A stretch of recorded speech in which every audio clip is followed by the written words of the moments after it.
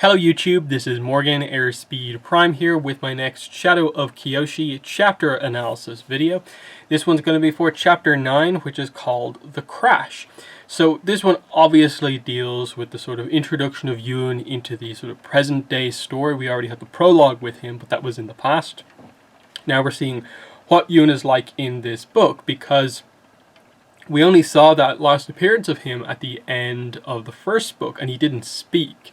His actions sort of said a lot, but he didn't actually say anything in that. So now we get to see him in his full glory here, basically, as the villain of this book. And we know that Kyoshi and Rangi are holding out hope that when they see him again, they'll be able to get him back, or that just when he arrived, he wouldn't be in this sort of a situation. But no, he is the villain here. He is holding everyone hostage, and even just that itself, they see immediately as being a problem. Because what was Yoon's best act as the Avatar when in the first book, when he was still thought to be the Avatar? And it was going over Jeonsu's head, everyone else's head, and being like, Tagaka, I want all of the hostages that you took back, and him making sure to make that happen. And Kyoshi was like, that is the best thing I've ever heard, basically. That's why he's my Avatar. It even moved Kyoshi, him putting himself on the line to get all of the hostages back. Yet here he is taking hostages himself. That shows how far he's fallen, and they note that in particular, and I think it's a great callback between the books. And so at the very start of this chapter, you immediately get Yoon speaks, and what is he like? And it links into what we already saw before. He has reverted to being that swindler Yoon. So he's sort of talking about the game. He's putting on a big grandiose show of showing that he's in control and so on. And he's acting like, it's just normal that he's this way, when everyone else is looking at him like, why are you like this? And he just sort of ignores that and goes ahead with it, because he's just so wants his revenge. This is who he is now. He's not having an in-depth conversation with anyone. He's just in control. It's really well done. He starts off with that. If you're wondering what I'm doing here, I have a standing invitation to attend any and all festivals of Zeto from my good friend the Fire Lord. Because of course, Zoryu in the last chapter mentioned that he was actually relatively close to Yoon, and so he's extended this offer. That's why he's here. And he's like, oh, come on, Zoryu, don't you tell me that the offer was rescinded simply because you thought I was dead. And Rangi's the first one to speak to him and be like, get down here now.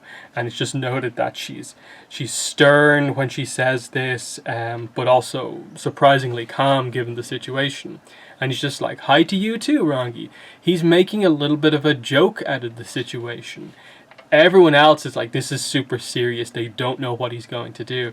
But he's sort of just acting like everything's normal, even though he's completely different than he was the last time most of these characters saw him.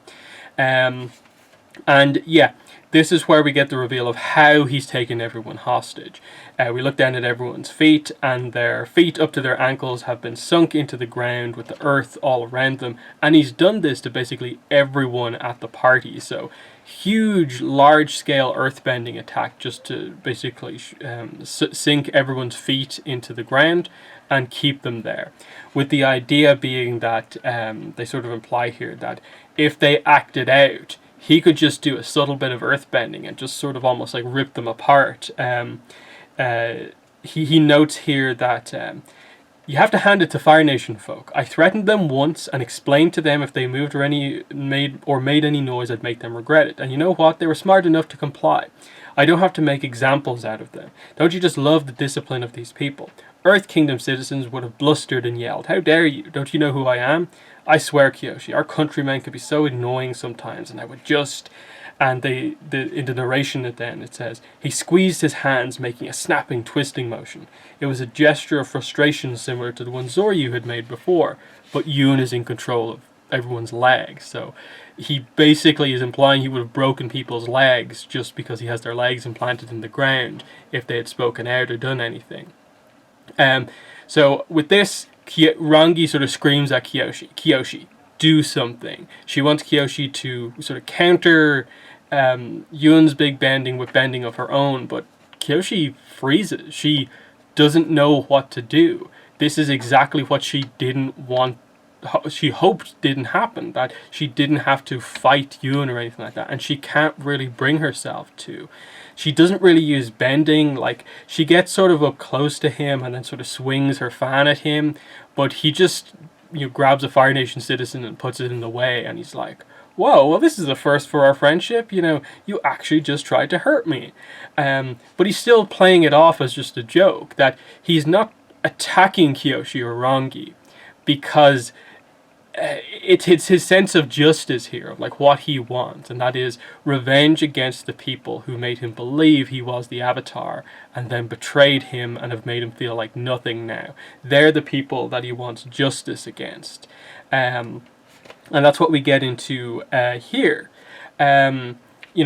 Really, you're going to like hurt me after I dealt with Jonzu for you. This is the thanks I get. And he's like, remember the look on his face when he died. And Kyoshi is shocked that he is like loving this so much, that she is happy that Jonzu is dead as well. But she's not reveling in sort of the nature of how he died, whereas Yoon is. It's noted here, like, she couldn't escape the crinkles of Yoon's eyes and the satisfied contours of his mouth. Had she looked the same, standing in front of Jonzu's body? And we sort of know it wasn't the case. It was sort of more of a relief for her that Jonzu was killed, and almost that she didn't have to do that. But Yoon is reveling in this completely.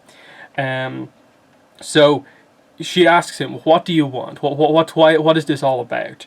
And he just says, Kyoshi, I want the same gift that you received. And she's confused about this, but he says, justice, Kyoshi. I want justice. Everyone who lied to me is going to suffer the consequences. And she's like, but Jonzu's already dead. Who else do you want it against? And that's what he says. Jonzu was only the biggest name on a long list. Your mistake, Kyoshi, was that you stopped at him. My mistake was that I didn't save him for last. So then the guards come in, so he realizes he's going to have to get going shortly. And he just says, I think it's time I paid respects to my old Sifu. And so immediately he leaves. Yoon basically dives through the ground. So really powerful earthbending, just drill his way through the ground to get out of the way. Kyoshi can't really follow him. She's still stunned and can't really act against Yoon here. So immediately she goes out to Rongi and is like, where'd he go? He's going to the palace. He's going after Heiron, of course. So this is the big sort of twist in the situation here, is that he's actually wants to take revenge against Heiron as well. During their time together, Jonzu had filled Yoon's head with untruths about who he was and what he could do. So had someone else, someone who demanded that he firebend. So this is the sort of extent to which it's going. Yet, of course, we go back to the first book, and it was sort of presented that, like, Heiron, from most people's perspective, basically revealed that she kind of almost loved Yoon like he was one of her own children almost. It's just that Fire Nation tough love, but because she was part of the thinking he was the Avatar, part of that training, she's a part of this, even though she's kind of relatively innocent in the grand scheme of this whole thing. But she, of course, blames herself for this, as we've already seen, and will see as we go forward. So there's a bit of a scene cut here, as like we cut to everyone dashing towards the palace to get in there to stop him from killing Heiron here. So they have to sort of leave everyone still implanted in the ground as we go past. And they manage to get to sort of Heiron's door before he does, of course. They get past the kind of hole that he made into the palace, but then they realize that, oh, he's actually been distracted. He's found someone. He made a mistake in the directions, but has found someone else he wants revenge against before he's arrived at Heiron. So that's when they get here. They go to the gallery, the portrait gallery from before. She arrived at the gallery and was greeted by the sight of Yoon standing in the middle of the vast room, holding the limp body of Liu Beifong by his robes. The old man's got a set of lungs on him, Yoon said, digging a finger of his free hand into his ear. He dropped Liu to the floor with a thud, the sound of a head bouncing against a hard surface, wrenching a shudder from Kyoshi. I took a wrong turn. You beat me to Heiron because I took a wrong turn. Can you believe it? And he's really, really angry about this one tiny mistake that he made. He's furious about it, that they got there before he did.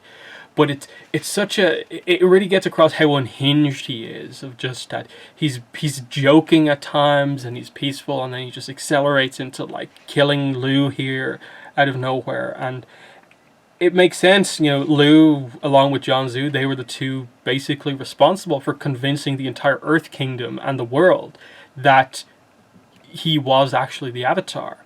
It was Lou and Jianzhu's influence that got that across to everyone. So it makes sense to take him out.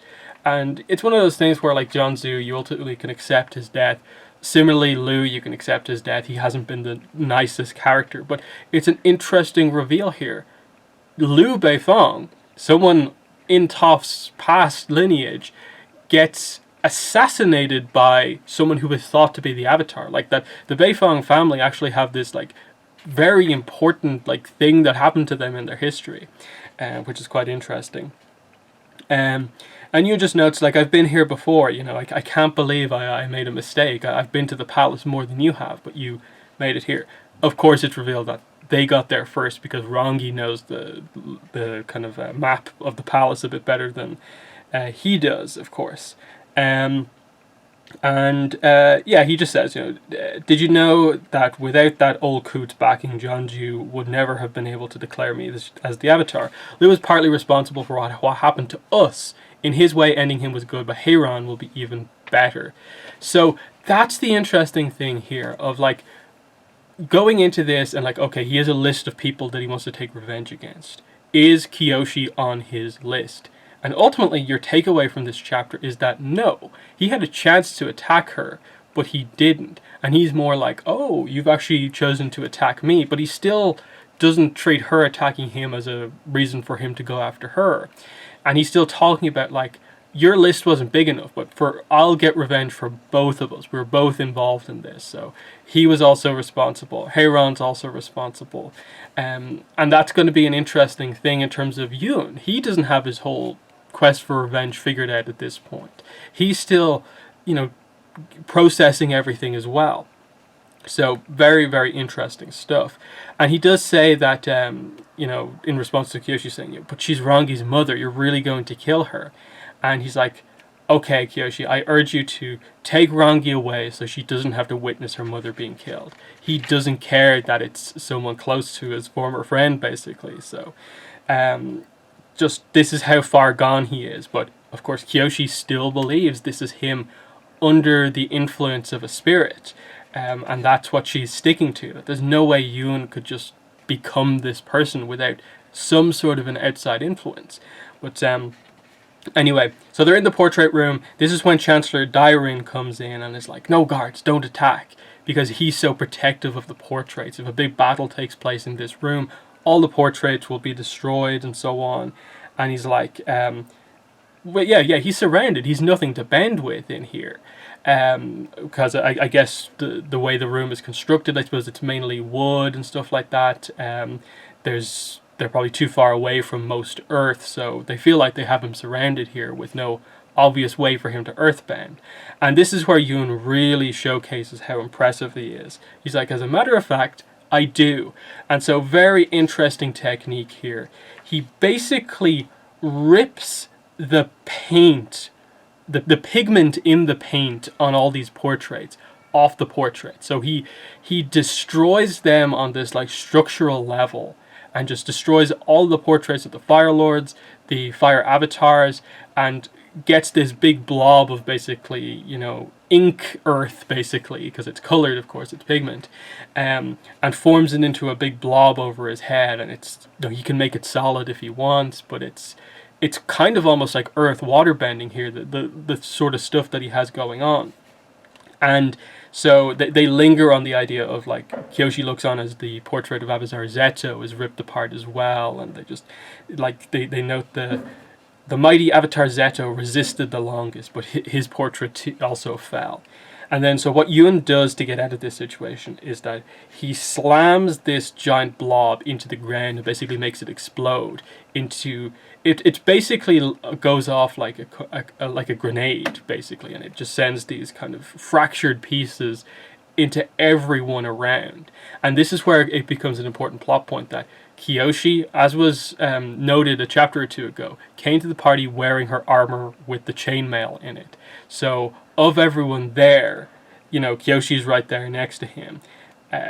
She manages to basically sort of protect kind of Rangi because she's not kind of right there. And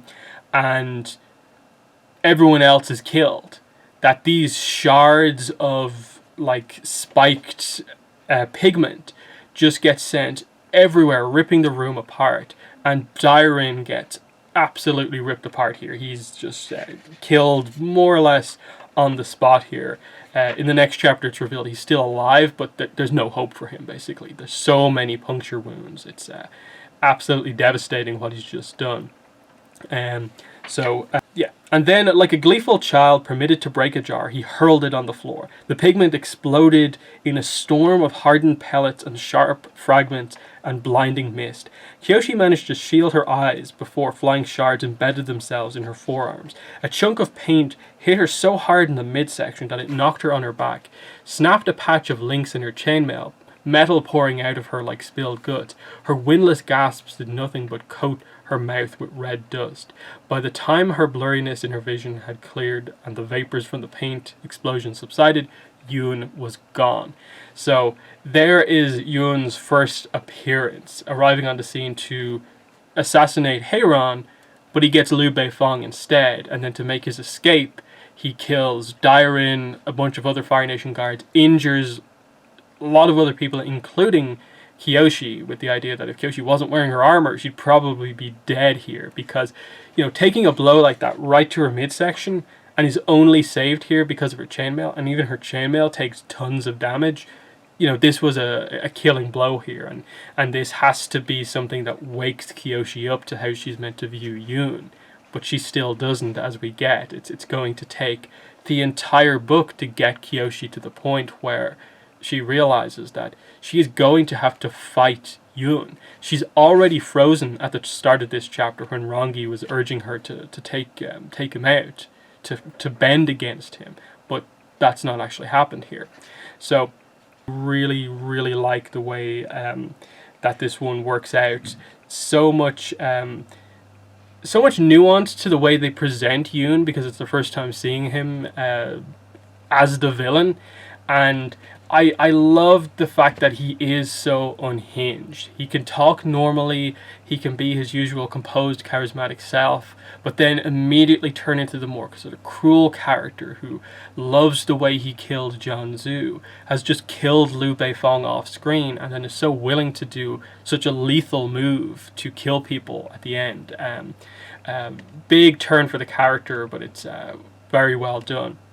And of course the next chapter is literally the aftermath of what happened here.